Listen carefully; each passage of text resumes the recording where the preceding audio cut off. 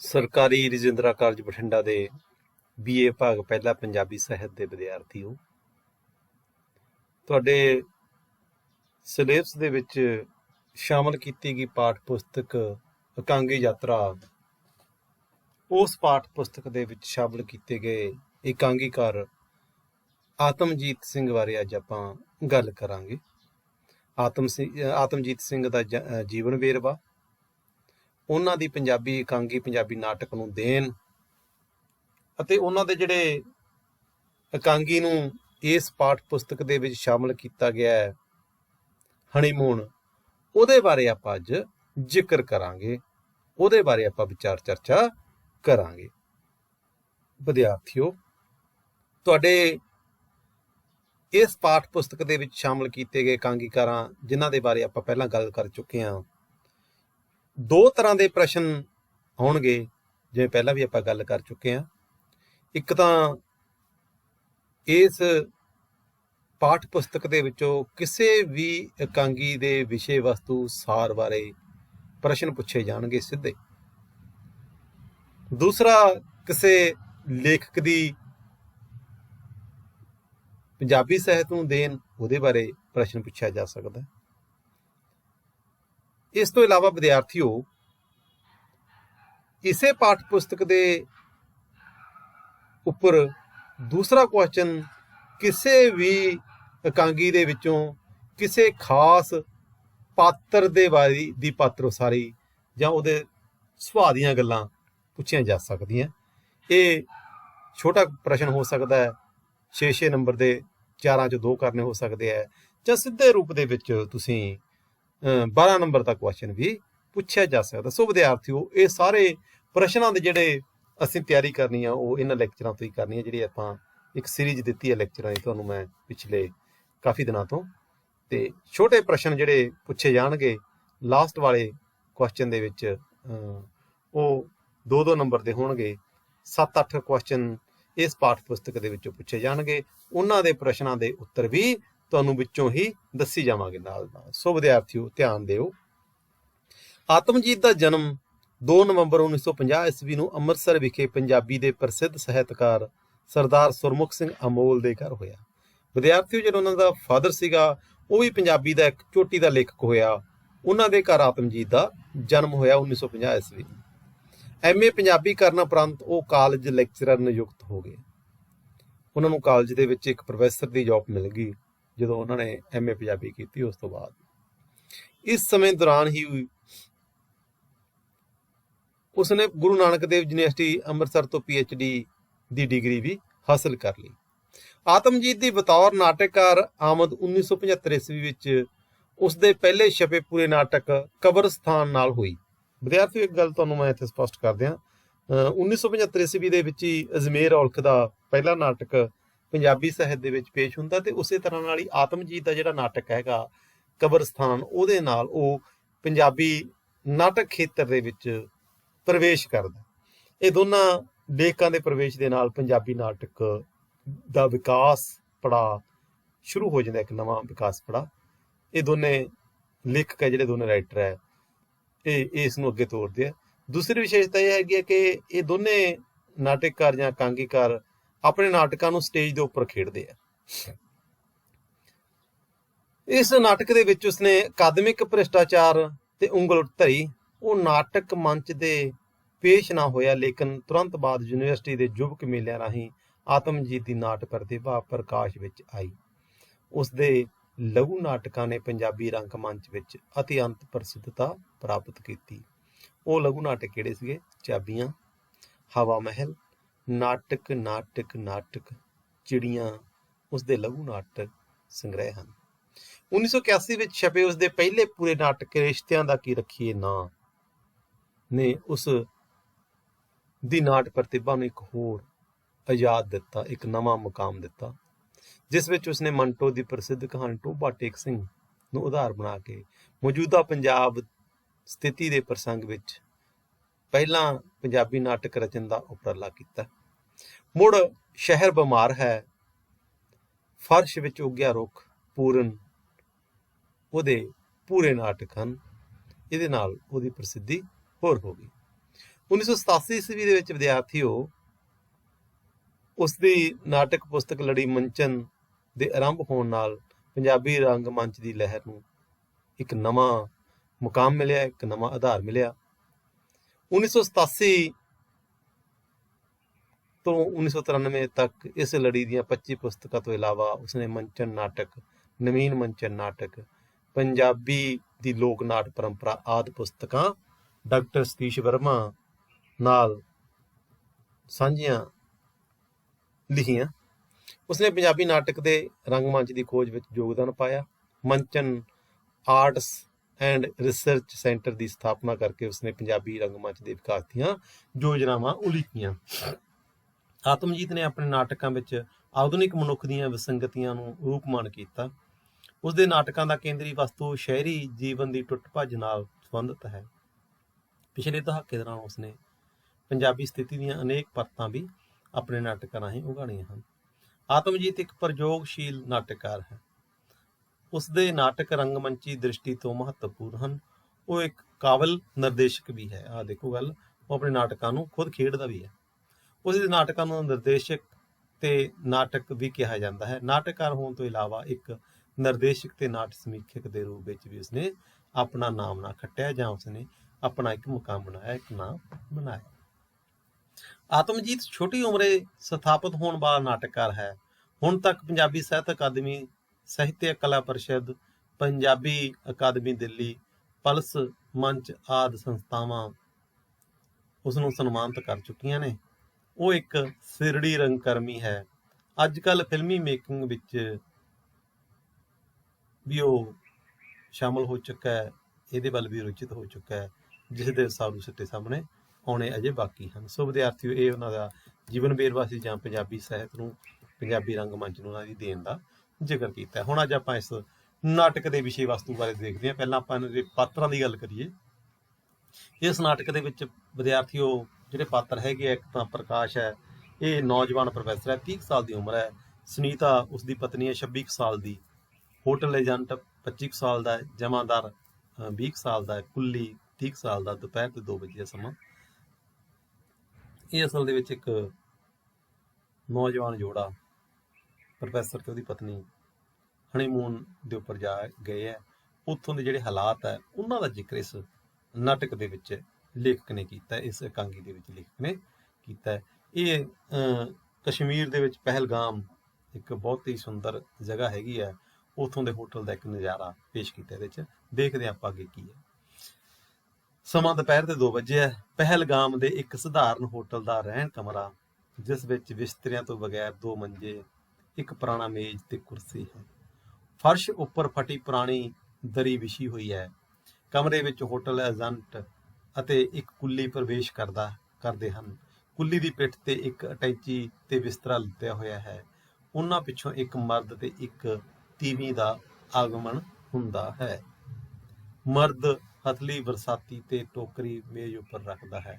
ਕੁਲੀ agent ਦੀ ਮਦਦ ਨਾਲ ਸਨਮਾਨ ਲਾਉਂਦਾ ਹੈ। ਅਟੈਚੀ ਦਰਵਾਜ਼ੇ ਦੇ ਲਾਗੇ ਸ਼ੀਸ਼ੇ ਵਾਲੇ ਮੇਜ਼ ਕੋਲ ਰੱਖਿਆ ਜਾਂਦਾ ਹੈ ਅਤੇ ਬਿਸਤਰਾ ਬੰਦ ਮੰਜਿਆਂ ਉੱਤੇ। ਤੀਵੀਂ ਆਪਣਾ ਪਰਸ ਅਤੇ ਮੋਢੇ ਪਈ ਥਰਮਸ ਬੋਤਲ ਮੇਜ਼ ਉੱਪਰ ਰੱਖਦੀ ਹੈ। ਉਹ ਸ਼ੀਸ਼ੇ ਵਾਲੇ ਮੇਜ਼ ਸਾਹਮਣੇ ਸਟੂਲ ਤੇ ਬੈਠ ਕੇ ਆਪਣੇ ਮੂੰਹ ਨੂੰ ਸਵਾਰਦੀ ਹੈ। ਸੋ ਵਿਦਿਆਰਥੀਓ, ਇਹ ਜਦੋਂ ਇਹ ਨਾਟਕ ਖੇਡਿਆ ਜਾਂਦਾ ਹੈ, ਉਦੋਂ ਪਹਿਲਾਂ ਜਿਹੜੀ ਮੰਚ ਦੀ ਸਜਾਵਟ ਹੁੰਦੀ ਹੈ ਉਹ ਇਹਨਾਂ ਗੱਲਾਂ ਨੂੰ ਧਿਆਨ ਦੇ ਵਿੱਚ ਰੱਖ ਕੇ ਕੀਤੀ ਜਾਂਦੀ ਹੈ। ਹੁਣ ਇਹਦੇ ਆਪਾਂ ਪਾਤਰ ਦੇਖਦੇ ਹਾਂ ਕਿਹੜੇ ਕਿਹੜੇ, ਕਿਸ ਤਰ੍ਹਾਂ ਦੀ ਗੱਲ ਹੋ ਰਹੀ ਹੈ। ਏਜੰਟ ਬੋਲ ਰਿਹਾ, लो साहब, जे रहा आपका कमरा, किसी किस्म का तकलीफ हो हमको बताना। प्रकाश प्रोफेसर है ਜਿਹੜਾ ਉਹ ਕਿਸ ਤਰ੍ਹਾਂ ਕੇ ਜੇਬ ਵਿੱਚੋਂ ਪਰਸ ਕੱਢਦਾ, ਠੀਕ ਹੈ ਮੈਂ ਦੱਸ ਦਿਆਂਗਾ, ਪਹਿਲਾਂ ਜਮਾਦਾਰ ਨੂੰ ਭੇਜ ਦਿਓ, ਦੇਖੋ ਕਮਰਾ ਕਿੰਨਾ ਗੰਦਾ ਹੈ। ਏਜੰਟ, ਅਭੀ ਸਾਹਿਬ ਅਭੀ। ਏਜੰਟ ਜਾਂਦਾ ਹੈ। ਪ੍ਰਕਾਸ਼ ਕੁੱਲੀ ਨੂੰ ਕੀ ਕਹਿੰਦਾ, ਹਾਂ ਬਈ ਕਿੰਨੇ ਪੈਸੇ? ਕੁੱਲੀ, ਜੋ ਮਰਜੀ ਸਾਹਿਬ, ਜੋ ਮਰਜੀ ਦੇ ਦੋ। ਪ੍ਰਕਾਸ਼, ਫਿਰ ਵੀ ਦੱਸ ਤਾਂ ਸਹੀ ਯਾਰ। ਕੁੱਲੀ, ਨਹੀਂ ਸਾਹਿਬ, ਜੋ ਆਪ ਦਾ ਮਰਜੀ। ਪ੍ਰਕਾਸ਼ ਬਟੂਏ ਵਿੱਚ 2 ਰੁਪਏ ਕੱਢ ਕੇ ਕੁੱਲੀ ਨੂੰ ਫੜਾਉਂਦਾ। ਹੁਣ ਤੱਕ ਤਾਂ ਕੀ ਗਿਆ, ਕੋਈ ਗੱਲ ਨਹੀਂ, ਜੋ ਮਰਜੀ ਦੇ। ਅੱਗੇ ਕੀ ਕਹਿੰਦਾ ਪ੍ਰਕਾਸ਼, ਕਹਿੰਦਾ ਐ ਲੈ ਬਈ, ਜਾਣ ਲੱਗਿਆ ਤੂੰ ਵੀ ਭਾਵੇਂ ਅੱਡੇ ਤੇ ਛੱਡ ਆਈ। कुली पर ये साहब ये तो बहुत कम है। प्रकाश फिर किन्ने पैसे दिया? 3 रुपया। स्टूल तो उठ के सुनीता जी दी पत्नी बोल रही है, हठेर साईं दा आ नाल दे होटल चो तू समान लिया है? प्रकाश हाँ बई कोई दूर ते नहीं।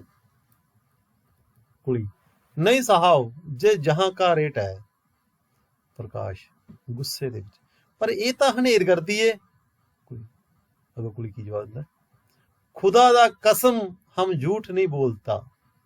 सुनीता अगो की कहंदी है, ਇਹ ਤਾਂ ਲੁੱਟ ਹੋਈ। ਹੋਰ ਕੀ ਨਿਰੀ ਲੁੱਟ। ਪ੍ਰਕਾਸ਼ ਵੀ ਅੱਗੋਂ ਦੇ ਨਾਲ ਗੱਲ ਕਰਦਾ, ਕੀ ਪਖੰਡ ਬਣਾ ਛੱਡਿਆ ਸਾਲਿਆਂ। ਕੁਲੀ देखिए साहब ऐसा मत बोलो, तुम जवान को संभालो। प्रकाश ते सुनीता ठठंबर जाते ने। सुनीता धीमी आवाज विच बोलदी है, सुनीता चलो छड्डो परां लाहो गलों। प्रकाश 1 रुपया होर कढ़दा होया, ऐ लै फड़ हुण खुश है। कुड़ी 3 रुपये लैके तुर जांदा। देखो ये ਜਦੋਂ ਤੁਸੀਂ ਕਿਤੇ ਬਾਹਰ ਜਾਂਦੇ ਹੋ, ਜਦੋਂ ਤੁਹਾਨੂੰ ਇੱਕ ਥਾਂ ਤੋਂ ਦੂਜੀ ਥਾਂ ਤੇ ਜਾਣਾ ਪੈਂਦਾ ਹੈ, ਜਦੋਂ ਤੁਸੀਂ ਕਿਸੇ ਭਾਅ ਦਾ ਨਿਬੇੜਾ ਨਹੀਂ ਕਰਦੇ, ਉਦੋਂ ਬਾਅਦ ਫਿਰ ਇਸ ਤਰ੍ਹਾਂ ਪ੍ਰੋਬਲਮ ਨਿੱਕੀਆਂ ਨਿੱਕੀਆਂ ਆਉਂਦੀਆਂ। ਇਹ ਗੱਲ ਲੇਖਕ ਦੱਸ ਰਿਹਾ।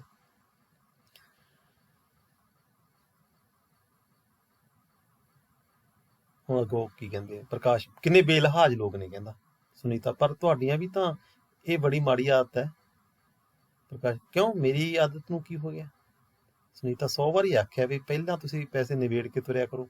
ਸ਼੍ਰੀਨਗਰ ਵੀ ਇਹੋ ਕੁਝ ਹੋਇਆ ਤੇ ਹੁਣ ਪਹਿਲਗਾਮ ਵੀ ਉਹ ਰਿੜਕਾ।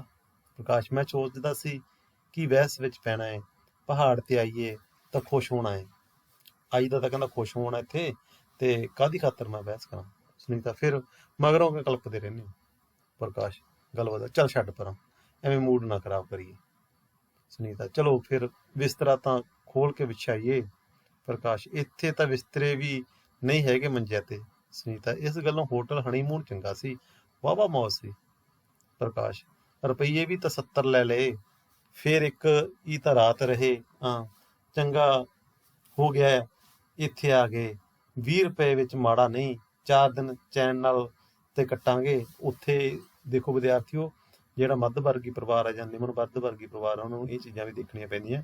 ਉੱਥੇ 70 ਰੁਪਈਆਂ ਦੇ ਵਿੱਚ ਇੱਕ ਰਾਤ ਦਾ ਕਿਰਾਇਆ ਸੀ, ਤੇ ਇੱਥੇ 20 ਰੁਪਏ ਇੱਕ ਰਾਤ ਦਾ ਕਿਰਾਇਆ, ਭਾਵ 3 ਦਿਨ ਘੱਟੋ ਘੱਟ ਇੱਥੇ ਉਹ ਰਹਿ ਸਕਦੇ, 4 ਦਿਨ ਇਸ ਹੋਟਲ ਦੇ ਵਿੱਚ 1 ਦਿਨ ਦੇ ਕਿਰਾਏ ਨਾਲ।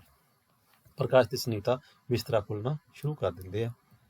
ਸੁਨੀਤਾ ਮੈਂ ਕਿਹਾ ਜੀ ਮੈਨੂੰ ਤਾਂ ਮੰਟੂ ਯਾਦ ਆਉਂਦਾ ਹੈ। ਮੰਟੂ ਉਹਨਾਂ ਦਾ ਬੱਚਾ ਹੈ, ਅੱਜ ਪੂਰੇ 8 ਮਹੀਨੇ ਦਾ ਹੋ ਗਿਆ ਏ। ਪ੍ਰਕਾਸ਼ ਬੜਾ ਸ਼ਰਾਰਤੀ ਹੈ। ਸੁਨੀਤਾ ਨਾਲ ਹੀ ਲੈ ਆਉਂਦੇ ਤਾਂ ਕੀ ਸੀ। ਪ੍ਰਕਾਸ਼ ਬਿਸਤਰੇ ਨੂੰ ਛੱਡ ਕੇ ਫਿਰ ਉਹੀ ਗੱਲ ਸ਼ੁਰੂ ਕਰਤੀ, ਤੁਹਾਡੀਆਂ ਜਨਾਨੀਆਂ ਦਾ ਵੀ ਕੁਝ ਪਤਾ ਨਹੀਂ ਲੱਗਦਾ। ਸੁਨੀਤਾ ਹਾਏ ਹਾਏ ਮੈਂ ਕੀ ਕਹਿ ਦਿੱਤਾ, ਲਓ ਪੁੱਤਰ ਨੂੰ ਯਾਦ ਕਰਨਾ ਵੀ ਗੁਨਾਹ ਹੋ ਗਿਆ। ਪ੍ਰਕਾਸ਼ ਤੂੰ ਯਾਦ ਨਹੀਂ ਕਰ ਰਹੀ, ਨਾਲ ਲਿਆਉਣ ਬਾਰੇ ਕਹਿ ਰਹੀ ਹੈ। ਸੁਨੀਤਾ ਓਹੋ ਤੁਸੀਂ ਮਤਲਬ ਨਹੀਂ ਸਮਝਿਆ।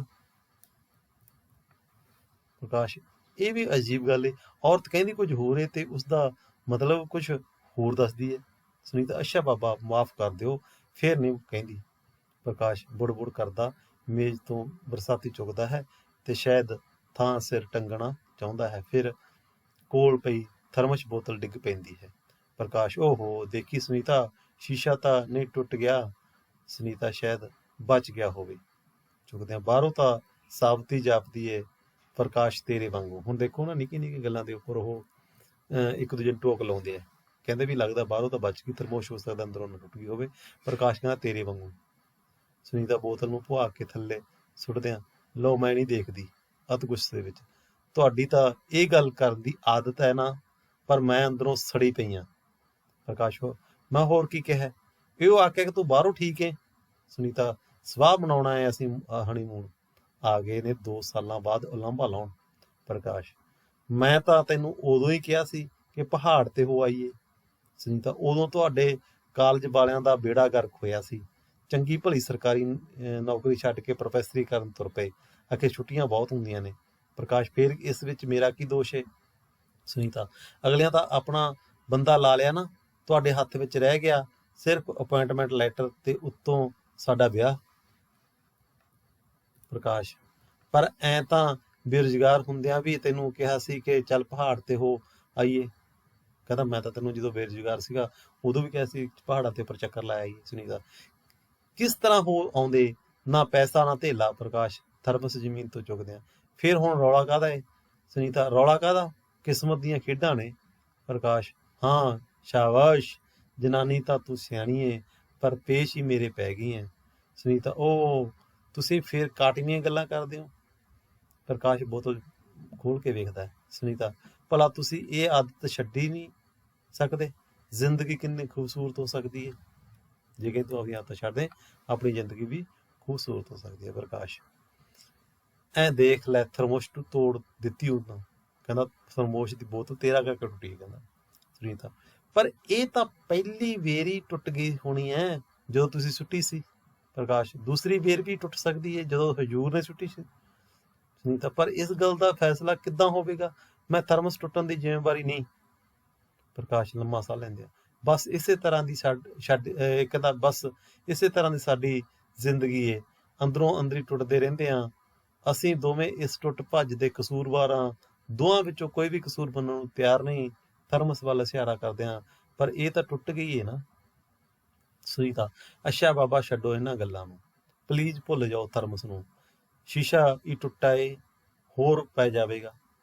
ਪ੍ਰਕਾਸ਼ ਬਸ ਇੰਨਾ ਹੀ ਫਰਕ ਹੈ ਮਨੁੱਖ ਤੇ ਥਰਮਸ ਦਾ। ਥਰਮਸ ਵਿੱਚ ਸ਼ੀਸ਼ਾ ਹੋਰ ਪੈ ਜਾਂਦਾ ਹੈ, ਪੈ ਸਕਦਾ। ਕਹਿੰਦਾ ਥਰਮਸ ਦੇ ਵਿੱਚ ਤਾਂ ਬੰਦਾ ਨਹੀਂ ਠੀਕ ਹੁੰਦਾ। ਸੁਨੀਤਾ ਪਿਆਰ ਨਾਲ ਪ੍ਰਕਾਸ਼ ਦਾ ਹੱਥ ਫੜਦੀ ਹੈ ਤੇ ਉਸਦੀਆਂ ਅੱਖਾਂ ਵਿੱਚ ਤੱਕਦੀ ਹੈ। ਸੁਨੀਤਾ ਤੁਹਾਨੂੰ ਪਤਾ ਹੈ ਆਪਾਂ ਪਹਿਲਗਾਮ ਕੀ ਕਰਨ ਆਏ ਹਾਂ? ਪ੍ਰਕਾਸ਼ ਹਾਂ ਪਤਾ ਹੈ। ਪ੍ਰਕਾਸ਼ ਮੂੰਹ ਮੋੜ ਲੈਂਦਾ ਹੈ। ਸੁਨੀਤਾ ਘੁੰਮ ਕੇ ਫਿਰ ਉਸਦੇ ਸਾਹਮਣੇ ਜਾਂਦੀ ਹੈ। ਸੁਨੀਤਾ ਦੱਸੋ ਫਿਰ ਕੀ ਕਰਨਾ ਹੈ? ਪ੍ਰਕਾਸ਼ ਸੁਨੀਤਾ ਦੀਆਂ ਨਜ਼ਰਾਂ ਨਾਲ ਆਪਣੀ ਨਜ਼ਰ ਸਾਂਝੀ ਕਰਦਾ ਹੈ ਤੇ ਝੂਠੀ ਮੁਸਕਰਾਹਟ ਚਿਹਰੇ ਤੇ ਲਿਆਉਂਦਾ ਹੈ। ਸੁਨੀਤਾ ਹਾਂ ਦੱਸੋ ਵੀ। ਪ੍ਰਕਾਸ਼ ਹਨੀਮੂਨ ਮਨਾਉਣ। ਸੁਨੀਤਾ ਤੇ ਇਹ ਆਪਾਂ ਹਨੀਮੂਨ ਮਨਾ ਰਹੇ ਹਾਂ? ਕੱਲ ਦੇ ਬੈਂਸਣ ਲੱਗੇ ਹੋਏ ਆ। ਫਿਰ ਨਾ ਬਹਿਸ ਤੂੰ। ਕਹਿੰਦਾ ਪ੍ਰਕਾਸ਼ ਕਹਿੰਦਾ ਸੁਨੀਤਾ ਮੈਂ ਇਕੱਲੀ ਬਹਿਸਦੀ ਹਾਂ। ਪ੍ਰਕਾਸ਼ ਨਹੀਂ ਮੈਂ ਹੀ ਇਕੱਲਾ ਬਹਿਸਦਾ। ਸੁਨੀਤਾ ਓਹੋ ਤੁਸੀਂ ਫਿਰ ਗੁੱਸਾ ਕਰ ਗਏ। ਚਲੋ ਬਹਿਸ ਨੂੰ ਭੁੱਲ ਜਾਈਏ ਪਲੀਜ਼ ਕਹੋ ਭੁੱਲ ਗਿਆ। ਪ੍ਰਕਾਸ਼ ਇੱਕਦਮ ਉਸ ਵੱਲ ਤੱਕਦਾ ਹੈ। ਸੁਨੀਤਾ 8 ਨੰਬਰ ਦੀ ਹੈ। ਮੇਰਾ ਮਤਲਬ ਇਸ ਗੁੱਸੇ ਨੂੰ ਕਹਿ ਦਿਓ ਨਾ। ਪ੍ਰਕਾਸ਼ ਅੱਛਾ ਬਾਬਾ ਭੁੱਲ ਗਿਆ। ਸੁਨੀਤਾ ਤੇਜ਼ੀ ਨਾਲ ਸਮਾਨ ਠੀਕ ਕਰਦੀ ਹੈ। ਉਪਰੰਤ ਸ਼ੀਸ਼ੇ ਵਾਲੇ ਮੇਜ਼ ਤੋਂ ਆਪਣੀ ਲਿਪਸਟਿਕ ਚੁੱਕਦੀ ਹੈ। ਪ੍ਰਕਾਸ਼ ਥਰਮਸ ਬੋਤਲ ਇੱਕ ਕਿੱਲੀ ਉੱਤੇ ਲਟਕਾ ਦਿੰਦਾ ਹੈ। ਪ੍ਰਕਾਸ਼ ਹੁਣ ਇਸ ਬੋਤਲ ਦਾ ਸ਼ੀਸ਼ਾ ਬਦਲਾਉਣਾ ਵੀ ਸਮੱਸਿਆ ਹੈ। ਸੁਨੀਤਾ ਲਿਪਸਟਿਕ ਤੇ ਢੱਕਣ ਨੂੰ ਖੋਲ ਕੇ ਉਸ ਵਿੱਚ ਸਟਿਕ ਨੂੰ ਉੱਚਾ ਕਰਦੀ ਹੈ। ਸੁਨੀਤਾ ਕਾਹਦੀ ਸਮੱਸਿਆ? ਸ਼ਾਮੀ ਬਾਜ਼ਾਰ ਜਾਵਾਂਗੇ ਤੇ 10 ਮਿੰਟ ਵਿੱਚ ਸ਼ੀਸ਼ਾ ਬਦਲ ਜਾਏਗਾ। ਪ੍ਰਕਾਸ਼ ਉਹ ਬਈ ਸਵਾਦ ਮਿੰਟ ਦਾ ਨਹੀਂ ਰੁਪਇਆਂ ਦਾ ਹੈ। ਪੰਜਾਬ ਵਿੱਚ ਇਹ ਉਂਝ ਵੀ 10 ਰੁਪਏ ਦਾ ਪੈ ਜਾਣਾ ਸੀ, ਇੱਥੇ 20 ਮੰਗੇਗਾ। 15-16 ਦੇ ਕੇ ਜਾਣ ਛੁਡਵਾਵਾਂਗੇ। ਤੁਸੀਂ ਪੈਸਿਆਂ ਦੇ ਚੱਕਰ ਵਿੱਚ ਕਿਉਂ ਪੈ ਗਏ ਹੋ? ਇੰਜ ਇੰਜੋਏ ਕਿਵੇਂ ਜਾਵਾਂਗੇ? ਇੰਜ ਇੰਜੋਏ ਕਿਵੇਂ ਕਰਾਂਗੇ? ਕਹਿੰਦੀ ਆਪਾਂ ਇੰਜੋਏ ਕਰਨ ਆਏ ਆ ਇੱਥੇ, ਇੰਜੋਏ ਕਿਵੇਂ ਕਰਾਂਗੇ? ਤੁਸੀਂ ਤਾਂ ਨਿੱਕੀ ਨਿੱਕੀ ਗੱਲ ਦੇ ਉੱਪਰ ਪੈਸੇ ਲੈ ਕੇ ਪੈ ਜਾਂਦੇ ਹੋ। ਪ੍ਰਕਾਸ਼ ਪਰ ਪੈਸਿਆਂ ਬਾਰੇ ਵੀ ਤਾਂ ਸੋਚਣਾ ਹੀ ਚਾਹੀਦਾ ਏ, ਆਪਾਂ ਕੋਲ ਕਿਹੜੇ ਢੇਰ ਨੇ ਰੁਪਇਆਂ ਦੇ। ਸੁਨੀਤਾ ਲਿਪਸਟਿਕ ਵੱਲ ਤੱਕਦੀ ਹੋਈ ਵਿਆਹ ਹੁੰਦਿਆਂ ਹੀ ਆਉਂਦੇ ਨਾ ਤਾਂ ਆਪਾਂ ਕਦੇ ਨਹੀਂ ਸੀ ਸੋਚਣਾ ਇਹਨਾਂ 15-16 ਰੁਪਇਆਂ ਬਾਰੇ। ਮਿਸਿਜ਼ ਸ਼ਰਮਾ ਦੀ ਘੜੀ ਗਵਾਚ ਗਈ ਸੀ ਤੇ ਉਹਨਾਂ ਕੇਵਲ ਹੱਸ ਛੱਡਿਆ ਸੀ। ਪ੍ਰਕਾਸ਼ ਹੁਣ ਮਿਸਿਜ਼ ਸ਼ਰਮਾ ਦਾ ਘੜਾ ਵੀ ਟੁੱਟ ਜਾਏ ਤਾਂ ਸ਼ਤਰੌਲ ਫਿਰਦੀ ਹੈ। ਭਲਾ ਤੂੰ ਜਾਣਦੀ ਨਹੀਂ ਮਿਸਟਰ ਸ਼ਰਮਾ ਨੂੰ? ਸੁਨੀਤਾ ਹਾਂ ਸਮੇਂ ਦੀ ਗੱਲ ਏ, ਅਸੀਂ ਤਾਂ ਹੋਣੀ ਦੇ ਮਾਰੇ ਹੋਏ ਹਾਂ, ਪਰ ਮੈਨੂੰ ਇੰਨਾ ਪਤਾ ਏ ਕੀੜੇ ਪੈਣੇ ਨੇ ਉਹਨਾਂ ਕਾਲਜ ਵਾਲਿਆਂ ਨੂੰ। ਪ੍ਰਕਾਸ਼ ਚੱਲ ਕੋਈ ਨਹੀਂ, ਖੁਦਾ ਦਾ ਸ਼ੁਕਰ ਕਰ ਵਕਤ ਲੰਘ ਗਿਆ ਏ।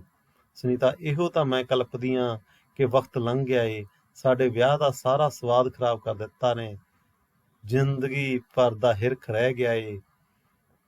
ਸੁਨੀਤਾ ਲਿਪਸਟਿਕ ਬੰਦ ਕਰ ਦਿੰਦੀ ਏ। ਪ੍ਰਕਾਸ਼ ਮੰਜੇ ਤੋਂ ਉੱਠ ਕੇ ਸੁਨੀਤਾ ਕੋਲ ਜਾਂਦਾ ਏ ਤੇ ਉਸਦੀ ਕਮਰ ਦੁਆਲੇ ਹੱਥ ਪਾ ਕੇ ਮੰਜੇ ਵੱਲ ਲੈ ਆਉਂਦਾ ਏ। ਦੋਵੇਂ ਬੈਠਦੇ ਹਨ। ਪ੍ਰਕਾਸ਼ ਚੱਲ ਕੋਈ ਨਹੀਂ, ਆਪਾਂ ਹੁਣ ਸਭ ਕੁਝ ਭੁੱਲ ਜਾਂਦੇ ਹਾਂ। ਬਾਹਰ ਇਸ਼ਾਰਾ ਕਰਦਾ ਉਹ ਦੇਖ ਕਿੱਡਾ ਸੋਹਣਾ ਪਹਾੜ ਏ, ਚਿੱਟੀ ਬਰਫ਼ ਨਾਲ ਕੱਜਿਆ। ਪ੍ਰਕਾਸ਼ ਸੁਨੀਤਾ ਦੇ ਮੂੰਹ ਵੱਲ ਦੇਖਦਾ ਹੈ, ਪਰ ਉਹ ਬੋਲਦੀ ਨਹੀਂ, ਉਸਨੂੰ ਉਠਾ ਕੇ ਬਾਰੀ ਦੇ ਕੋਲ ਲੈ ਜਾਂਦਾ ਹੈ। ਪ੍ਰਕਾਸ਼ ਤੇ ਉਹ ਦੇਖ ਕਿੱਡਾ ਸੋਹਣਾ ਦਰਖਤ, ਇਕੱਲੇ ਦਾ ਇਕੱਲਾ, ਬਰਫ਼ ਦੀ ਚਿੱਟੀ ਚਾਦਰ ਉੱਤੇ ਕਾਲੇ ਫੁੱਲ ਵਰਗਾ, ਜਿਵੇਂ ਤੇਰੀ ਗੱਲ ਤੇ ਕਾਲਾ ਤਿਲ। ਪ੍ਰਕਾਸ਼ ਸੁਨੀਤਾ ਵੱਲ ਦੇਖਦਾ ਹੈ, ਉਹ ਮੁਸਕਰਾ ਪੈਂਦੀ ਹੈ। ਪ੍ਰਕਾਸ਼ ਫਿਰ ਉਹ ਦੇਖ ਬਰਫ਼ ਦੇ ਥੱਲੇ, ਜਿੱਥੇ ਬਰਫ਼ ਖਤਮ ਹੁੰਦੀ ਏ, ਉੱਥੋਂ ਪਾਣੀ ਦੀ ਫਾਲ ਬਣਦੀ ਏ। ਸੁਨੀਤਾ ਉਹ ਜਗ੍ਹਾ ਕਿੰਨੀ ਕੁ ਦੂਰ ਏ? ਪ੍ਰਕਾਸ਼ ਹੋਵੇਗੀ 4 ਮੀਲ। ਸੁਨੀਤਾ ਆਪਾਂ ਉੱਥੇ ਚੱਲਾਂਗੇ ਕੁਝ ਰੁਕ ਕੇ? ਚਲੋ ਅੱਜ ਹੀ ਚੱਲਦੇ ਹਾਂ। ਕੱਲ ਦੀ ਸ਼ਾਮ ਤਾਂ ਹੋਟਲ ਹਨੀਮੂਨ ਨੇ ਖਰਾਬ ਕਰ ਦਿੱਤੀ। ਸੁਨੀਤਾ ਡਰੈਸਿੰਗ ਟੇਬਲ ਵੱਲ ਵੱਧਦੀ ਹੈ, ਪਰ ਪ੍ਰਕਾਸ਼ ਜਿਵੇਂ ਇੱਕਦਮ ਢਿੱਲਾ ਪੈ ਜਾਂਦਾ ਹੈ। ਪ੍ਰਕਾਸ਼ ਤੇ ਰਾਤ ਹੋਟਲ ਹਨੀਮੂਨ ਦੇ ਕਿਰਾਏ ਨੇ। ਮੈਂ ਸਾਰੀ ਰਾਤ ਸੋਚਦਾ ਰਿਹਾ ਕਿ 70 ਰੁਪਏ ਇੱਕ ਰਾਤ ਦਾ ਕਿਰਾਇਆ। ਦੇਖੋ ਵਿਦਿਆਰਥੀ, ਜਦੋਂ ਵੀ ਕਿਤੇ ਵਧੀਆ ਮੂਡ ਦੀ ਗੱਲ ਹੁੰਦੀ ਹੈ, ਇੰਜੋਏਮੈਂਟ ਦੀ ਗੱਲ ਹੁੰਦੀ ਹੈ, ਨਾਲ ਨਾਲ ਪੈਸੇ ਉਹਦੇ ਦਿਮਾਗ ਦੇ ਵਿੱਚ ਘੁੰਮਣੇ ਸ਼ੁਰੂ ਹੋ ਜਾਂਦੇ ਆ। ਮੈਨੂੰ ਤਾਂ ਨੀਂਦ ਵੀ ਨਾ ਆਈ, ਪਰ ਸੱਚਮੁੱਚ ਜੇ ਮੈਂ ਵਿਆਹ ਪਿੱਛੋਂ ਜਲਦੀ ਆਇਆ ਹੁੰਦਾ ਤਾਂ ਕਦੀ ਨਾ ਸੋਚਦਾ। ਬਹੁਤ ਉਜਾੜਾ ਹੋਣਾ ਸੀ, ਰਾਤ ਵੀ ਕੁੱਲੀ ਨੇ ਹੀ ਫਸਾ ਛੱਡਿਆ। ਸੁਨੀਤਾ ਚਲੋ ਛੱਡੋ, ਮਾਰੋ ਗੋਲੀ ਹੋਟਲ ਨੂੰ, ਆਓ ਚੱਲੀਏ ਉਸ ਬਰਫ਼ ਵੱਲ। ਪ੍ਰਕਾਸ਼ ਰੁੱਖ ਬਦਲ ਕੇ, ਨਹੀਂ ਡਾਰਲਿੰਗ, ਉਹ ਜਗ੍ਹਾ ਬਹੁਤ ਦੂਰ ਹੈ, ਨਾਲੇ ਅੱਜ ਆਪਾਂ ਮੈਂਟਲੀ ਅਪਸੈਟ ਨਹੀਂ, ਇੱਥੇ ਹੀ ਹਨੀਮੂਨ ਮਨਾਵਾਂਗੇ। ਸੁਨੀਤਾ ਹੱਸਦੀ ਹੈ, ਉਸਦੀਆਂ ਬਾਹਾਂ 'ਚੋਂ ਨਿਕਲ ਜਾਂਦੀ ਹੈ ਤੇ ਪ੍ਰਕਾਸ਼ ਬਿਸਤਰੇ ਤੇ ਜਾ ਪੈਂਦਾ ਹੈ। ਪ੍ਰਕਾਸ਼ ਆਓ ਸੁਨੀਤਾ ਜੀ, ਮੇਰੇ ਕੋਲ ਆਓ। ਸੁਨੀਤਾ ਪਰ ਸਾਡੇ ਕੋਲ ਤੇ ਇੱਕੋ ਬਿਸਤਰਾ ਏ, ਹਨੀਮੂਨ ਲਈ ਇੱਕ ਹੀ ਕਾਫੀ ਹੈ। ਨਹੀਂ ਜੀ, ਬੁਰਾ ਲੱਗੇਗਾ। ਕਿਸ ਨੂੰ? ਇੱਥੇ ਕੌਣ ਦੇਖ ਰਿਹਾ ਏ? ਉਹੀ ਤੁਹਾਡਾ ਚਿੱਟਾ ਪਹਾੜ ਤੇ ਕਾਲਾ ਦਰਖਤ। ਨਹੀਂ, ਉਸ ਕੋਲ ਤੇ ਵੇਲ ਨਹੀਂ। ਕਿਉਂ? ਉਹਨੇ ਕਿਹੜੇ ਦਫ਼ਤਰ ਜਾਣਾ ਹੁੰਦਾ ਏ? ਕਮਲੀਏ, ਉਹ ਪਹਾੜ ਵੀ ਹਨੀਮੂਨ ਮਨਾ ਰਿਹਾ ਏ। ਕੁਦਰਤ ਹਮੇਸ਼ਾ ਵਿਸ਼ਮਾਦ ਵਿੱਚ ਰਹਿੰਦੀ ਏ, ਹਵਾ ਉਸ ਦਾ ਚੁੰਮਣ ਲੈ ਰਹੀ ਏ, ਉਸਨੂੰ ਦੁਨੀਆ ਭਰ ਦਾ ਕੋਈ ਫਿਕਰ ਨਹੀਂ। ਤੁਸੀਂ ਤਾਂ ਫਿਲਾਸਫਰ ਹੋ, ਨਿਰੇ ਫਿਲਾਸਫਰ। ਪ੍ਰਕਾਸ਼ ਨਹੀਂ, ਮੈਂ ਬੰਦਾ ਵੀ ਹਾਂ, ਇਸ ਲਈ ਤਾਂ ਕਹਿਣਾ। ਆਓ ਆਓ ਮਹਾਰਾਜ, ਮੇਰੇ ਕੋਲ ਬੈਠੋ। ਸੁਨੀਤਾ ਦਰਵਾਜ਼ੇ ਦੀ ਕੁੰਡੀ ਲਾਉਂਦੀ ਹੈ, ਦਰਵਾਜ਼ਾ ਖੜਕਦਾ ਹੈ। ਉਹ ਉੱਥੇ ਖੜੀ ਦੀ ਹੀ ਪ੍ਰਕਾਸ਼ ਵੱਲ ਦੇਖਦੀ ਹੈ। ਪ੍ਰਕਾਸ਼ ਕੌਣ ਹੈ ਬਈ? ਆਵਾਜ਼, ਜਨਾਬ ਮੈਂ ਹੂੰ। ਪ੍ਰਕਾਸ਼ ਮੈਂ ਕੌਣ? ਜਨਾਬ ਮੈਂ। ਪ੍ਰਕਾਸ਼ ਉਹ ਬਈ ਕੰਮ ਕੀ ਏ? ਮੈਂ ਕਰੀ ਜਾ ਰਿਹਾ। आवाज, कमरे का सफाई करना है साहब, ठहर के आई। अभी करवा लो, ठहर के, मैंने और भी काम करने हैं, करवा ही लेंदे आ। सुनीता कहती, कुंडी खोल दिंदी है ते जमादार मुंडा झाड़ू समेत कमरे विच दाखल हो जाता। प्रकाश सड़ जाता है। ते ना करवाउंदी सफाई कोई जरूरी सी? सुनीता हजदी हजदी, कोई नहीं बाबा, 2 मिनट दी ते गल ए। जमादार दोनों ਵੱਲ ਦੇਖਦਾ ਹੈ, ਮੁਸਕਰਾਉਂਦਾ ਹੋਇਆ ਡਰੈਸਿੰਗ ਟੇਬਲ ਨੂੰ ਝਾੜਨਾ ਸ਼ੁਰੂ ਕਰਦਾ ਹੈ। ਉਹ ਮੇਜ਼ ਉੱਤੇ ਪਏ ਸਮਾਨ ਤੋਂ ਕੁਝ ਤਸ਼ਾਹਤ ਹੋ ਕੇ ਬੋਲਦਾ ਹੈ। ਜਮਾਦਾਰ ਸਾਹਿਬ, ਆਪਕਾ ਸ਼ਾਦੀ ਹੁਆ?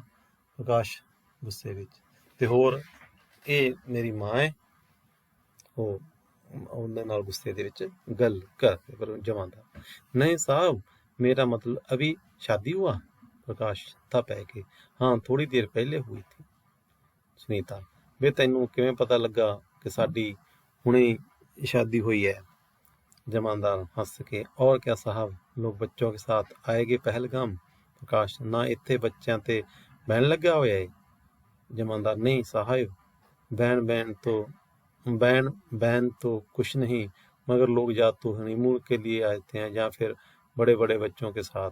प्रकाश नीता, बंदा इंटरेस्टिंग है। जमादार, तू तेरी शादी हो गई है भाई? जमादार शर्माउंदा होया, नहीं साहब, अभी होना है। प्रकाश, कोई गल नहीं, हो जाएगी, पर तू इत्थे कित्थे जाएगा हनीमून ले? जमादार, हम कहाँ जाएंगे साहब, हमारे पास इतना पैसा कहाँ। वैसे एक बात है। प्रकाश की? जमादार, जहाँ कोई लोगों को बहुत फायदा है, आप जैसे नए नए जोड़े आते हैं, मुंह बोले पैसे देते हैं। सुनीता, फिर तू क्यों झाड़ू दिना है? तेरी सेहत भी चंगी है, जा कुली बन जा। जमादार, क्या बताऊं साहब, मेरी शादी होने वाली है ना। मुंडा शर्मा जाता ते सुनीता ते प्रकाश एक दूजे ਵੱਲ देखते हैं। वो फिर झाकदा झाकदा बोलता है, जमादार, इसीलिए होटल में काम करता हूँ, सर्दी में शादी होगा, होटल में कमरे भी खाली हो गए, बस 2-5 रोज के लिए जहाँ ही आ जाऊँगा। घर में तो एक ही कमरा है ना, वहाँ ही वालिद साहब और अम्मी जान भी रहते हैं, बहन भाई भी वहाँ ही हैं।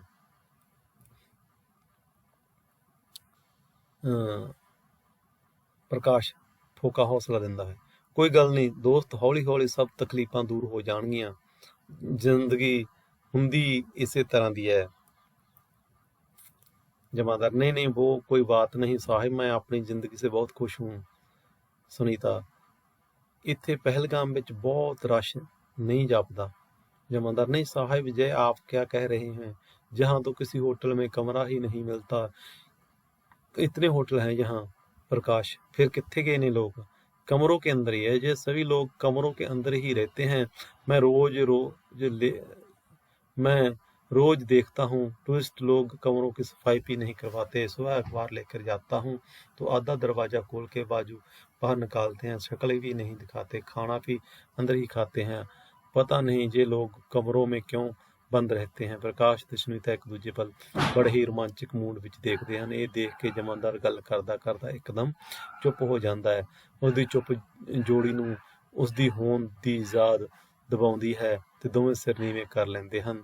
जमादार बाहर जान लगता है। जमादार अच्छा साहब, मैं चलूं, खामखा आपको तंग कर रहा हूँ, बाहर का कोई काम हो तो मुझे बता देना। प्रकाश ठीक है। जमादार बाहर निकलने तो बाद फिर अंदर आ जाता। साहिब जे कुंडी लगा लीजिए। प्रकाश दसदा होया अच्छा इसनू भी इहो वक्त मिलिया आउण लई। सुनीता मुस्कुराਉਂਦੀ ਚਲੋ ਛੱਡੋ ਪਰਾਂ, ਆਓ ਪਹਿਲਾਂ ਸਮਾਨ ਟਿਕਾ ਲਈਏ। ਪ੍ਰਕਾਸ਼ ਕਿਹੋ ਜਿਹੇ ਹੋਟਲ ਵਾਲੇ ਨੇ, ਸਫਾਈ ਵੀ ਨਹੀਂ ਕਰਵਾਉਂਦੇ।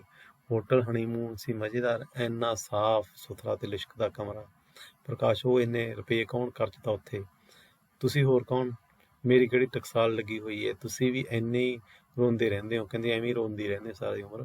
ਗੁੱਸੇ ਵਿੱਚ ਲਾਲ ਪੀਲਾ ਹੋ ਕੇ ਪ੍ਰਕਾਸ਼ ਇੱਕਦਮ ਉਛਲਦਾ ਹੈ। ਪ੍ਰਕਾਸ਼ ਤੈਨੂੰ 1000 ਵਾਰ ਬੋਲਿਆ ਹੈ ਐਵੇਂ ਬਕਵਾਸ ਨਾ ਕਰਿਆ ਕਰ।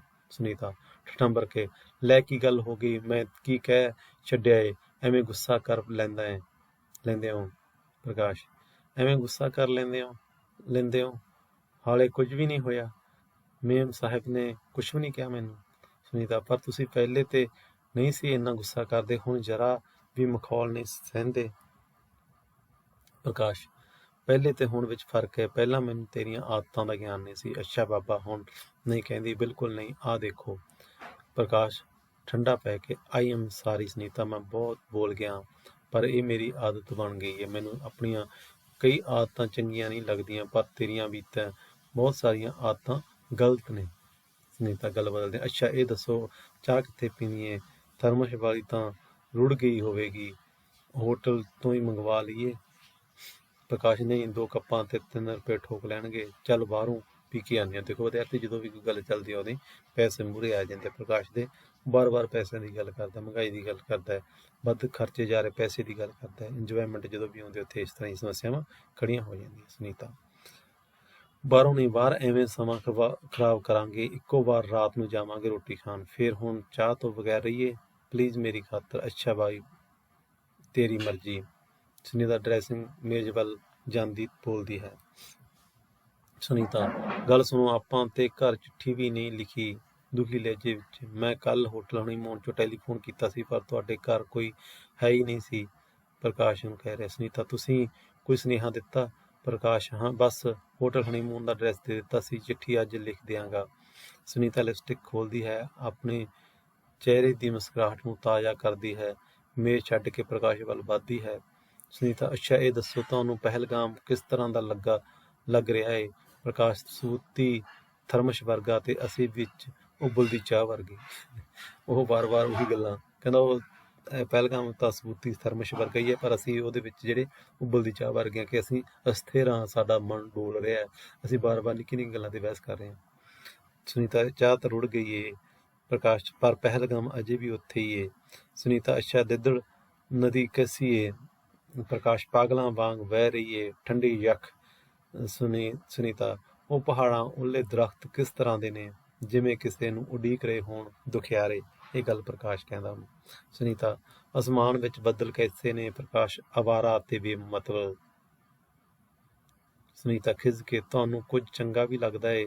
ਦੋਹਾਂ ਹੱਥਾਂ ਵਿੱਚ ਫੜੀ ਲਿਪਸਟਿਕ ਅਤੇ ਉਸਦਾ ਢੱਕਣ ਪਟਕਾ ਕੇ ਫਰਸ਼ ਉੱਤੇ ਸੁੱਟਦੀ ਹੋਈ ਉਹਨੂੰ ਪੁੱਛਦੀ ਹੈ, ਫਰਸ਼ ਦੇ ਉੱਪਰ ਸੁੱਟ ਦਿੰਦੀ ਉਹਨੂੰ ਖਿੱਚ ਕੇ। ਪ੍ਰਕਾਸ਼ ਕੁਝ ਰੋਕ ਕੇ, ਬਸ ਉਹੀ ਚਿੱਟੀ ਚੋਟੀ। ਸੁਨੀਤਾ, ਉਸ ਵਿੱਚ ਕੀ ਖੂਬੀ ਹੈ ਜੋ ਬਾਕੀ ਪਹਿਲਗਾਮ ਵਿੱਚ ਨਹੀਂ? ਪ੍ਰਕਾਸ਼, ਉਹ ਕੁਵਾਰੀ ਜਾਪਦੀ ਹੈ, ਉਸ ਨਾਲ ਲਿਪਟਣ ਨੂੰ ਜੀ ਕਰਦਾ ਹੈ। ਸੁਨੀਤਾ, ਇਉਂ ਕਿਉਂ ਨਹੀਂ ਕਹਿੰਦੇ ਕਿ ਤੁਸੀਂ ਮੈਥੋਂ ਅੱਕ ਗਏ ਹੋ? ਪ੍ਰਕਾਸ਼, ਨਹੀਂ, ਅਜਿਹਾ ਬਿਲਕੁਲ ਨਹੀਂ, ਪਰ ਪਹਿਲਗਾਮ ਵਿੱਚ ਉਹੀ ਟੀਸੀ ਏ, ਹੋਰ ਕੁਝ ਨਹੀਂ। ਸੁਨੀਤਾ, ਪਰ ਸਾਰੇ ਪਤੀ ਤਾਂ ਆਪਣੀ ਬੀਵੀ ਨਾਲੋਂ ਉਸ ਨੂੰ ਤਰਜੀਹ ਨਹੀਂ ਦਿੰਦੇ। ਪ੍ਰਕਾਸ਼, ਉਹਨਾਂ ਕੋਲ ਨਵ-ਵਿਆਹੁਤਾ ਪਤਨੀ ਹੈ। ਸੁਨੀਤਾ, ਮੈਂ ਤੁਹਾਡੀ ਪਤਨੀ ਨਹੀਂ? ਪ੍ਰਕਾਸ਼, ਪਰ ਤੂੰ ਇੱਕ ਬੱਚੇ ਦੀ ਮਾਂ ਵੀ ਹੈ। ਸੁਨੀਤਾ, ਪਰ ਤੁਸੀਂ ਵੀ ਤਾਂ ਇੱਕ ਬੱਚੇ ਦੇ ਬਾਪ ਹੋ। ਪ੍ਰਕਾਸ਼, ਇਸੇ ਲਈ ਤੈਨੂੰ ਬਦਲਤੇ ਦਰਿਆ ਚੰਗੇ ਲੱਗਦੇ ਨੇ। ਤੈਨੂੰ ਬਦਲਤੇ ਦਰਿਆ ਚੰਗੇ ਲੱਗਦੇ ਇਸੇ ਲਈ। ਲੰਬੀ ਚੁੱਪ। ਪ੍ਰਕਾਸ਼ ਲਗਾਤਾਰ ਬਰਫਾਨੀ ਚੋਟੀ ਵੱਲ ਵੇਖਦਾ ਰਹਿੰਦਾ। ਸੁਨੀਤਾ ਡਿੱਗੀ ਹੋਈ ਲਿਪਸਟਿਕ ਅਤੇ ਉਸਦੇ ਖੋਲ ਨੂੰ ਚੁੱਕ ਕੇ ਉਹਨਾਂ ਨੂੰ ਮੇਲਦੀ ਹੈ। ਸੁਨੀਤਾ ਤਰਲੇ ਨਾਲ, ਅੱਛਾ, ਤੁਸੀਂ ਮੇਰੀ ਗੱਲ ਸੁਣੋ। ਪ੍ਰਕਾਸ਼, ਹਾਂ ਦੱਸ। ਆਪਾਂ ਕਸਮ ਖਾਈਏ ਕਿ ਕੁਝ ਪਲਾਂ ਲਈ ਸਭ ਕੁਝ ਭੁੱਲ ਜਾਈਏ। ਪ੍ਰਕਾਸ਼, ਸਭ ਕੁਝ ਕਿਵੇਂ ਭੁੱਲਿਆ ਜਾ ਸਕਦਾ ਹੈ? ਯਤਨ ਤਾਂ ਕਰੀਏ। ਪ੍ਰਕਾਸ਼, ਸੁਨੀਤਾ, ਜ਼ਿੰਦਗੀ ਤਾਂ ਇੱਕ ਵੱਡਾ ਘੜਿਆਲ ਹੈ ਜਿਸ ਦਾ ਭੂਤਕਾਲ ਤਾਂ ਹਰ ਸਮੇਂ ਖੜਕਦਾ ਹੀ ਰਹਿੰਦਾ ਹੈ, ਉਸ ਨਦੀ ਦੀ ਆਵਾਜ਼ ਵਾਂਗ, ਬੱਦਲ ਦੀ ਗੜਗੜਾਹਟ ਤੇ ਦਰਖਤਾਂ ਦੀ ਸਰਸਰਾਹਟ ਦੀ ਤਰ੍ਹਾਂ। ਦੇਖੋ ਵਿਦਿਆਰਥੀਓ, ਬਹੁਤ ਹੀ ਇੰਪੋਰਟੈਂਟ ਡਾਇਲੌਗ ਹੈ ਇਸ ਇਕਾਂਗੀ ਦਾ। ਕਹਿੰਦਾ ਜ਼ਿੰਦਗੀ ਇੱਕ ਬਹੁਤ ਵੱਡਾ ਘੜਿਆਲ ਹੈ ਜਿਸ ਦਾ ਭੂਤਕਾਲ ਹਰ ਸਮੇਂ ਖੜਕਦਾ ਰਹਿੰਦਾ ਹੈ। ਭੂਤ ਦੀਆਂ ਜਿਹੜੀਆਂ ਘਟਨਾਵਾਂ, ਬੀਤ ਚੁੱਕੇ ਦੀਆਂ ਘਟਨਾਵਾਂ ਸਾਡੇ ਸੰਗ ਰਹਿਣਗੀਆਂ, ਆਉਣ ਵਾਲੇ ਸਮੇਂ ਦੀਆਂ ਸਾਡੇ ਸੰਗ ਰਹਿਣਗੀਆਂ। ਜੋ ਬੀਤ ਗਿਆ ਉਹ ਵੀ ਸਾਡੇ ਸੰਗ ਰਹੂਗਾ। ਉਸ ਨਦੀ ਦੀ ਆਵਾਜ਼ ਵਾਂਗ ਸੰਗ ਰਹੂਗਾ, ਬੱਦਲ ਦੀ ਗੜਗੜਾਹਟ ਤੇ ਦਰਖਤਾਂ ਦੀ ਸਰਸਰਾਹਟ ਦੀ ਤਰ੍ਹਾਂ। ਸੁਨੀਤਾ, ਅਸੀਂ ਕੁਝ ਸਮੇਂ ਲਈ ਕੰਨਾਂ ਵਿੱਚ ਉਂਗਲਾਂ ਵੀ ਤਾਂ ਪਾ ਸਕਦੇ ਹਾਂ। ਪ੍ਰਕਾਸ਼, ਕੰਨਾਂ ਵਿੱਚ ਉਂਗਲਾਂ ਧਰਨ ਨਾਲ ਕੀ ਹੋਵੇਗਾ? ਮੈਨੂੰ ਕੁਆਲਿਟੀ ਸੀ ਦਿਸਦੀ ਹੈ। ਮੈਂ ਅੱਜ ਤੋਂ 2 ਸਾਲ ਪਹਿਲਾਂ ਦਾ ਸਮਾਂ ਨਹੀਂ ਭੁੱਲ ਸਕਦਾ ਜਦ ਤੂੰ ਵੀ ਕੁਆਲਿਟੀ ਸੀ ਸੈਂ। ਸੁਨੀਤਾ, ਮੈਂ ਬਾਰੀਆਂ ਬੰਦ ਕਰ ਦਿੰਦੀ ਹਾਂ। ਤੁਸੀਂ 2 ਸਾਲ ਪਹਿਲਾਂ ਦੇ ਸਮੇਂ ਵਿੱਚ ਪਹੁੰਚਣ ਦਾ ਯਤਨ ਤਾਂ ਕਰੋ। ਉਹ ਸਭ ਕੁਝ ਭੁੱਲ ਜਾਵੋ। ਮੈਂ ਤੁਹਾਡੇ ਕੋਲ ਹਾਂ, ਸਿਰਫ ਮੈਂ। ਮੇਰੇ ਕੋਲ ਤੁਸੀਂ ਹੋ, ਸਿਰਫ ਤੁਸੀਂ। ਪ੍ਰਕਾਸ਼ ਨੂੰ ਬਾਹਾਂ ਤੋਂ ਫੜ ਕੇ, ਤੁਸੀਂ ਮੇਰੇ ਵੱਲ ਤੱਕੋ, ਆਓ ਮੇਰੀਆਂ ਅੱਖਾਂ ਵਿੱਚ ਅੰਦਰ ਲੰਘ ਜਾਓ। ਮੈਂ ਇਸ ਵੇਲੇ ਸਾਡੇ ਕੋਲ ਦੂਸਰਾ ਹੋਰ ਕੋਈ ਨਹੀਂ, ਨਾ ਲਿੱਦੜ ਦੀ ਆਵਾਜ਼, ਨਾ ਹੀ ਕੁਆਲਿਟੀ ਸੀ। ਬਾਕੀ ਸਭ ਕੁਝ ਭੁੱਲ ਜਾਓ।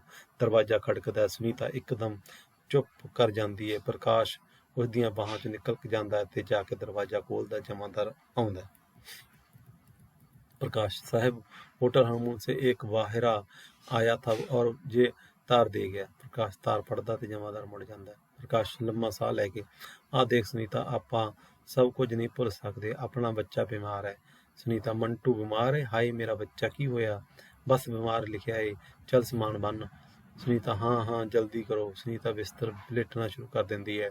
ਪ੍ਰਕਾਸ਼, ਅਸੀਂ ਕਿਵੇਂ ਭੁੱਲ ਸਕਦੇ ਹਾਂ ਕਿ ਮੰਟੂ ਸਾਡਾ ਬੱਚਾ ਹੈ? ਥਰਮਸ ਲਾਉਂਦਾ ਹੋਇਆ, ਇਹ ਲੈ ਥਰਮਸ, ਸ਼ੀਸ਼ਾ 50 ਜਾ ਕੇ ਬਦਲਾਂਗੇ, ਜਾ ਜਮਾਦਾਰ ਮੁੰਡੇ ਨੂੰ ਆਵਾਜ਼ ਦੇ।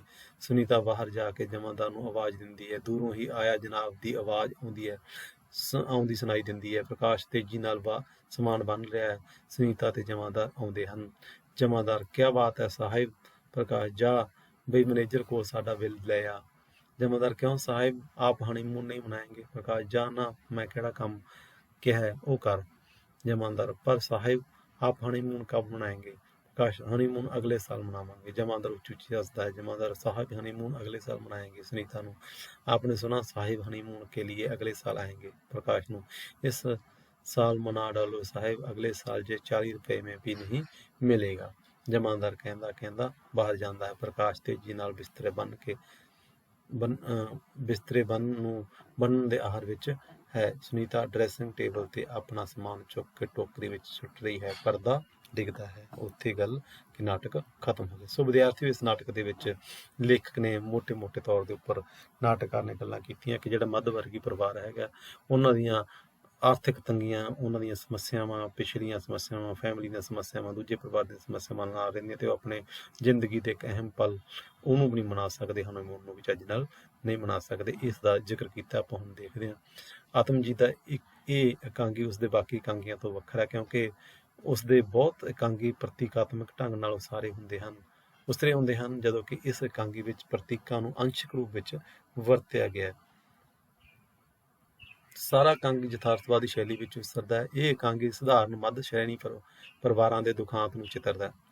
2 ਵਰ੍ਹੇ ਪਹਿਲਾਂ ਦਾ ਵਿਆਹ ਹੋਇਆ ਜੋੜਾ ਪਹਿਲਗਾਮ ਵਿੱਚ ਹਨੀਮੂਨ ਮਨਾਉਣ ਆਇਆ, ਕਿਉਂਕਿ ਸ਼ਾਦੀ ਹੋਈ ਸੀ ਉਸ ਸਮੇਂ ਪਤੀ ਦੀ ਨੌਕਰੀ ਛੁੱਟ ਜਾਣ ਕਾਰਨ ਉਹ ਆ ਨਹੀਂ ਸਕਿਆ। ਆਪਣੇ 8 ਮਹੀਨਿਆਂ ਦੇ ਬੱਚੇ ਮੰਟੂ ਨੂੰ ਪਿੱਛੇ ਛੱਡ ਜਾਂਦੇ ਆ। ਇਹ ਇਕਾਂਗੀ ਆਦਰਸ਼ ਤੇ ਯਥਾਰਥ ਦਾ ਟਕਰਾਅ ਸਿਰਜਦਾ ਹੈ। ਇੱਕ ਬੱਚੇ ਤੇ ਮਾਂ ਪਿਓ ਬਣ ਕੇ 2 ਵਰ੍ਹੇ ਬਾਅਦ ਹਨੀਮੂਨ ਮਨਾਉਣ ਆਉਣਾ ਇੱਕ ਆਦਰਸ਼ਕ ਸਥਿਤੀ ਹੈ, ਜਿਸ ਨੂੰ ਵਾਰ-ਵਾਰ ਮੌਜੂਦਾ ਜੀਵਨ ਦਾ ਯਥਾਰਥ ਤੋੜਦਾ ਹੈ। ਜਿਹੜੀਆਂ ਹੁਣ ਦੀਆਂ ਸਥਿਤੀਆਂ ਉਹ ਚੀਜ਼ ਨੂੰ ਤੋੜਦੀਆਂ, ਸੱਚ ਸਾਹਮਣੇ ਜਦੋਂ ਆਉਂਦਾ ਤੇ ਉਹ ਆਪਣੇ ਜਿਹੜਾ ਹਨੀਮੂਨ ਹੈ ਉਹਦੇ ਪਲਾਂ ਨੂੰ ਭੁੱਲ ਜਾਂਦੇ ਆ। ਇਸ ਯਥਾਰਥ ਵਿੱਚ ਤੰਗੀਆਂ ਤੁਰਸ਼ੀਆਂ ਵੀ ਸ਼ਾਮਲ ਹਨ। ਵਿਆਹ ਤੋਂ 2 ਵਰ੍ਹੇ ਬਾਅਦ ਦੀ ਉਹ ਸਥਿਤੀ ਵੀ ਸ਼ਾਮਲ ਹੈ ਜਿਸ ਵਿੱਚ ਪਤੀ ਪਤਨੀ ਦੀ ਨੋਕ ਝੋਕ ਅਕਸਰ ਹੁੰਦੀ ਰਹਿੰਦੀ ਹੈ। ਉਹ ਨਿੱਕੀਆਂ ਗੱਲਾਂ ਪਿੱਛੇ ਆਪਸ ਵਿੱਚ ਖੇਪੜਦੇ ਹਨ ਤੇ ਬਾਰ-ਬਾਰ ਖਰਚ ਹੋ ਰਹੇ ਪੈਸਿਆਂ ਦਾ ਹਿਸਾਬ ਲਾਉਂਦੇ ਰਹਿੰਦੇ ਹਨ, ਪਰ ਹਰ ਪਲ ਉਹ ਜੀਵਨ ਦੇ ਕੌੜੇ ਯਥਾਰਥ ਨੂੰ ਭੁੱਲ ਕੇ ਹਨੀਮੂਨ ਦੇ ਰੋਮਾਂਸ ਅਤੇ ਕਲਪਨਾ ਲੋਕ ਵਿੱਚ ਵਿਚਰਨਾ ਚਾਹੁੰਦੇ ਹਨ। ਲੇਕਿਨ ਕੋਈ ਨਾ ਕੋਈ ਘਟਨਾ ਜਾਂ ਵਸਤੂ ਸਥਿਤੀ ਉਸ ਵਾਤਾਵਰਨ ਨੂੰ ਤੋੜ ਦਿੰਦੀ ਹੈ। ਇਕਾਂਗੀ ਦਾ ਸਿਖਰ ਉਦੋਂ ਵਾਪਰਦਾ ਜਦੋਂ ਪਿੱਛੋਂ ਤਾਰ ਆ ਜਾਂਦੀ ਹੈ ਕਿ ਉਹਨਾਂ ਦਾ ਬੱਚਾ ਬਿਮਾਰ ਹੈ ਤੇ ਉਹ ਵਾਪਸੀ ਦੀ ਤਿਆਰੀ ਸ਼ੁਰੂ ਕਰ ਦਿੰਦੇ ਹਨ, ਕਿਉਂਕਿ ਬੱਚਾ ਯਥਾਰਥ ਹੈ ਤੇ ਹਨੀਮੂਨ ਕਲਪਨਾ। ਇਹ ਚੀਜ਼ ਬਿਲਕੁਲ ਤੁਸੀਂ ਪੱਲੇ ਬੰਨੋ ਕਿ ਇਸ ਇਕਾਂਗੀ ਦੇ ਵਿੱਚ ਜਿਹੜਾ ਬੱਚਾ ਹੈਗਾ ਉਹਨਾਂ ਦਾ ਉਹ ਯਥਾਰਥ ਹੈ ਤੇ ਹਨੀਮੂਨ ਤਾਂ ਉਹਨਾਂ ਦੀ ਕਲਪਨਾ ਦੇ ਵਿੱਚ ਘੁੰਮਦੀ ਗੱਲ ਹੈ। ਹੋਟਲ ਦੇ ਜਮਾਦਾਰ ਤੇ ਪੁੱਛਣ ਤੇ ਉਹ ਅਗਲੇ ਸਾਲ ਹਨੀਮੂਨ ਤੇ ਆਉਣ ਲਈ ਕਹਿੰਦੇ ਹਨ ਤਾਂ ਜਮਾਦਾਰ ਕਹਿੰਦਾ ਹੈ, ਇਸ ਸਾਲ ਮਨਾ ਡਾਲੋ ਸਾਹਿਬ, ਅਗਲੇ ਸਾਲ ਜੇ ਕਮਰਾ 40 ਰੁਪਏ में भी नहीं ਮਿਲੇਗਾ। ਇਸ ਬਾਅਦ ਉਹਨਾਂ ਦੀ ਮਾੜੀ ਆਰਥਿਕ ਸਥਿਤੀ ਦੇ ਤਿੱਖਾ ਵਿਅੰਗ ਕਰਦਾ ਹੈ। ਇਹ ਇਕਾਂਗੀ ਮੱਧ ਸ਼੍ਰੇਣੀ ਦੇ ਯਥਾਰਥ ਦਾ ਯਥਾਰਥਕ ਚਿੱਤਰ ਪੇਸ਼ ਕਰਦਾ ਹੈ। ਸੋ ਵਿਦਿਆਰਥੀ ਤੁਸੀਂ ਇਹਦੇ ਵਿੱਚ ਦੋਨੇ ਕਰੈਕਟਰ ਹੈਗੇ ਜਿਹੜੇ ਇੱਕ ਪ੍ਰਕਾਸ਼ ਜਿਹੜਾ ਪ੍ਰੋਫੈਸਰ ਹੈ ਤੇ ਇੱਕ ਉਹਦੀ ਪਤਨੀ, ਉਹਨਾਂ ਦੇ ਆਪਸ ਦੇ ਜਿਹੜੇ ਕਰੈਕਟਰ ਸਕੈਚ ਹੈਗਾ, ਉਹਨਾਂ ਦੇ ਜੀਵਨ ਵਿਉਰਾ ਹੈਗਾ ਜਾਂ ਉਹਨਾਂ ਦਾ ਜਿਹੜਾ ਪਾਤਰ ਸਾਰੇ ਹੈਗੇ ਉਹਨੂੰ ਧਿਆਨ ਨਾਲ ਕਰ ਲਿਓ। ਆਤਮਜੀਤ ਦੀ ਪੰਜਾਬੀ ਇਕਾਂਗੀ ਨੂੰ ਦੇਣ ਉਹਦੇ ਬਾਰੇ ਗੱਲ ਕਰ ਲਿਓ ਤੇ ਜਿਹੜੀ ਉਹਦੀ ਨੋਕ ਝੋਕ ਹੈਗੀ ਆ ਉਹਦੇ ਬਾਰੇ ਚੰਗੀ ਤਰ੍ਹਾਂ ਫਿਰ ਇੱਕ ਵਾਰੀ ਪੜ੍ਹ ਲਿਓ, ਇਕਾਂਗੀ ਨੂੰ ਸੁਣ ਲਿਓ ਚੰਗੀ ਤਰ੍ਹਾਂ ਧਿਆਨ ਨਾਲ। ਤੇ ਇਸ ਦੇ ਨਾਲ ਹੀ ਅੱਜ ਦਾ ਇਹ ਲੈਕਚਰ ਆਪਣਾ ਖਤਮ ਹੁੰਦਾ। ਆਉਣ ਵਾਲੇ ਦਿਨਾਂ ਦੇ ਵਿੱਚ ਆਪਾਂ ਅੱਗੇ ਇਸੇ ਤਰ੍ਹਾਂ ਲੈਕਚਰ ਜਾਰੀ ਰੱਖਾਂਗੇ। ਤੁਹਾਡੀ ਇਹ ਬੁੱਕ ਵੀ ਖਤਮ ਹੋ ਗਈ, ਆਪਾਂ ਸਾਹਿਤ ਦਾ ਇਤਿਹਾਸ ਸ਼ੁਰੂ ਕਰਾਂਗੇ। ਸਾਹਿਤ ਇਤਿਹਾਸ ਵਾਲੀ ਕਿਤਾਬ ਜ਼ਰੂਰ ਲੈ ਲਓ ਜਲਦੀ। ਇਹਦੇ ਨਾਲ ਹੀ ਅੱਜ ਦਾ ਲੈਕਚਰ ਖਤਮ ਹੁੰਦਾ।